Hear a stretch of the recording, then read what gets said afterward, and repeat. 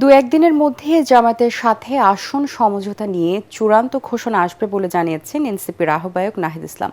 রাজধানীর একটি হোটেলে ইউরোপিয়ান ইউনিয়নের চিফ ইলেকশন অবজারভার আইভার্স ইজাবসের নেতৃত্বাধীন নির্বাচন পর্যবেক্ষণ প্রতিনিধি দলের সাথে বৈঠক শেষে এ কথা জানান তিনি।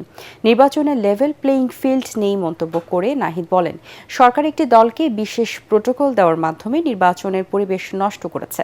এতে অন্যান্য রাজনৈতিক দল ও জনগণের কাছে একটি বিশেষ দল ক্ষমতায় যাবে এমন বার্তা যাচ্ছে বলে অভিযোগ করেন এনসিপি আহ্বায়ক। এজন্য নির্বাচন কমিশনকে আরও শক্ত ভূমিকা রাখার আহ্বান জানান নাহিদ।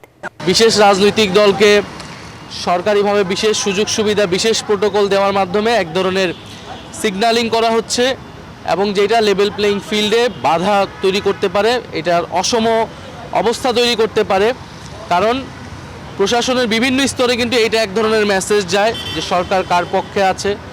আমাদের জামাত এবং এনসিপি জোট কিন্তু অনেকখানি এগিয়ে, যে আমরা অলরেডি গণভোটের প্রচারণা শুরু করে দিয়েছি। আমরা মাঠে ঘাটে মসজিদে সব জায়গায় গণভোটের পক্ষে কথা বলতেছি। আসন সমঝোতার জিনিসটা কিন্তু আলোচনা চলমান, বাইরে হয়তো ঘোষণার আশাটা বাকি, কিন্তু আমরা কিন্তু আমাদের অভ্যন্তরীণ যে কাজ সেটা আমরা করতেছি। নির্বাচনের জন্য সব ধরনের প্রস্তুতি আমরা রাখতেছি।